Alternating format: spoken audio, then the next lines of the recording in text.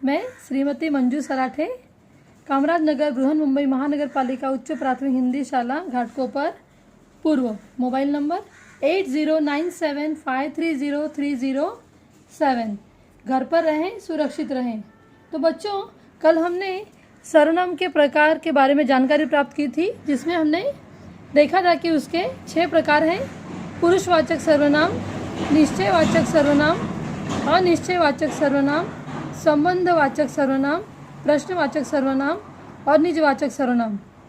कल हमने पुरुषवाचक सर्वनाम के बारे में जानकारी प्राप्त की थी। हम थोड़ा उसका रिवीजन कर लेते हैं। पुरुषवाचक सर्वनाम जिन सर्वनामों से कहने वाले, सुनने वाले या जिसके विषय में बात की जाए उसका बोध हो, उन्हें पुरुषवाचक सर्वनाम कहते हैं। तो बच्चों, आज हम उसकी अगली कड़ी में निश्चयवाचक सर्वनाम के बारे में जानकारी प्राप्त करेंगे।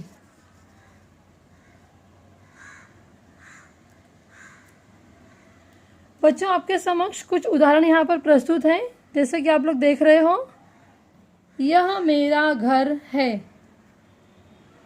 यहाँ पर जब हम बोलते हैं कि यह मेरा घर है, उस समय हम निश्चित रूप से कहते हैं कि यह मेरा ही घर है, यह और किसी का घर नहीं है। यानी यह से निश्चय की भावना मालूम पड़ती है। वह मोहन का घर है। वह यानी हम निश्चय रूप से बोलते हैं कि वह जो घर है वह मोहन का है। वे मेरे भाई के मित्र हैं।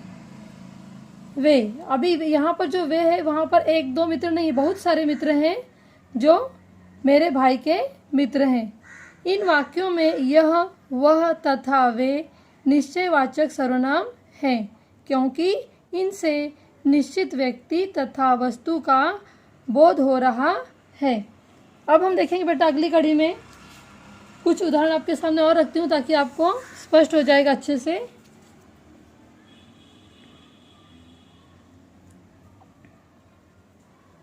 ध्यान रखिए बच्चों, वह तथा वे पुरुषवाचक तथा निश्चयवाचक दोनों सर्वनामों के लिए प्रयोग किए जाते हैं। अब हम यहाँ पर देखेंगे पुरुषवाचक सर्वनाम और निश्चयवाचक सर्वनाम। वे आ रहे हैं। यहाँ पर वे जो है वो पुरुषवाचक सर्वनाम के रूप में प्रस्तुत है। वे तुम्हारी पुस्तकें हैं। इस वाक्य में वे निश्चयवाचक सर्वनाम है, क्योंकि वे तुम्हारी पुस्तकें हैं। वे जितने भी पुस्तकें हैं वे सारी तुम्हारी है। यहाँ पर निश्चय हमें दिखाई देता है। वह बीमार है।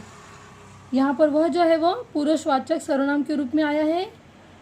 और यहाँ पर हम देखते हैं मेरा घर वह है, यानी हम पूरी गारंटी के साथ बोलते हैं कि वह मेरा घर है। निश्चित रूप से हम बोलते हैं, यहाँ पर हमें निश्चय दिखाई देता है। ऊपर के उदाहरणों से स्पष्ट है कि जब वे तथा वह सर्वनाम शब्दों का प्रयोग बोलने वाले अन्य पुरुष के लिए प्रयोग करें तो वे पुरुषवाचक सर्वनाम होते हैं, और जब इन शब्दों का प्रयोग किसी वस्तु की ओर निश्चयपूर्वक संकेत करने के लिए किया जाता है तो ये निश्चयवाचक सर्वनाम कहलाते हैं। चलिए थोड़ा सा भी हम इसे और सरल कर देते हैं। कुछ और भी उदाहरण हम देखते हैं।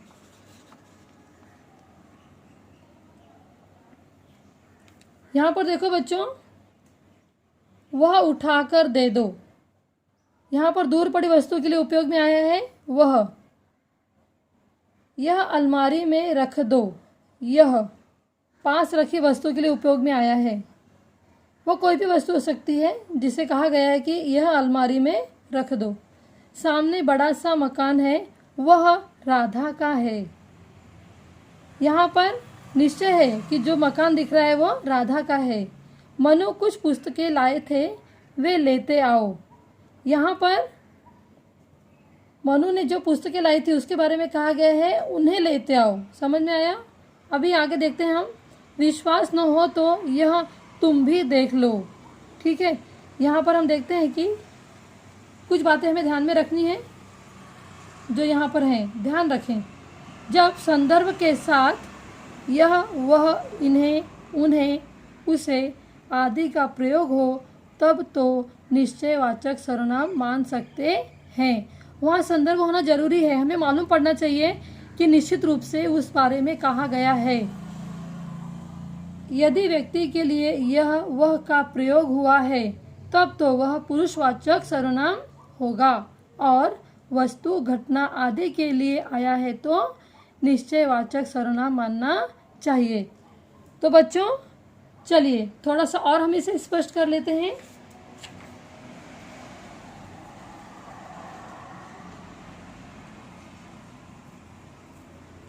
यहाँ पर कुछ उदाहरण है। उसे बुला लाओ, वह बाहर खड़ा है, यह तो यहाँ घूम रहा है। बच्चों इन तीनों वाक्यों में यहाँ पर उसे वह यह का प्रयोग व्यक्तियों के लिए हुआ है, इसलिए ये पुरुषवाचक सर्वनाम माने जाएंगे। अब हम इन वाक्यों में देखते हैं। यह यहाँ रख दो, वह वहीं पड़ी रहने दो, उसे उठा लाओ। बच्चों इन तीनों वाक्यों में यह वह उसे आदि वस्तुओं के लिए ही उपयोग में लाया गया है, अतः इन्हें निश्चयवाचक सर्वनाम माना जाएगा। कुछ और उदाहरण है सामने। हम चलते हैं, उन्हें भी बुला लाओ। यहाँ पर उन्हें जो शब्द है यह व्यक्तियों के लिए प्रयुक्त हुआ है। उन्हें रखा रहने दो, यहाँ पर वस्तुओं के लिए यह प्रयुक्त हुआ है उन्हें शब्द। उन्हें रहने दो, यहाँ संदर्भ स्पष्ट नहीं है, यानी हम समझ नहीं पा रहे हैं कि किसे रहने दो कहा गया है। मनुष्य और वस्तु यहाँ पर दोनों ही चीज़ें हो सकती हैं। मनुष्य और वस्तु दोनों ही हो सकती हैं। वस्तु के लिए इसका प्रयोग मानकर निश्चयवाचक सर्वनाम उपयुक्त लगता है। तो बच्चों हमने बहुत सारे उदाहरण देखे। अब हम उदाहरणों के आधार पर उसकी परिभाषा को हम देखेंगे।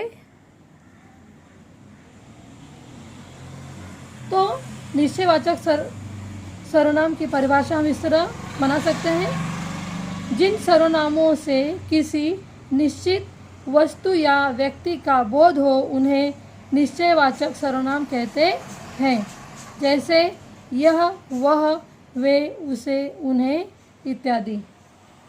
तो बच्चों निश्चित रूप से ही आपको निश्चयवाचक सर्वनाम की जानकारी प्राप्त हुई होगी, और आशा करती हूँ कि मेरा यह वीडियो आपको पसंद आया होगा।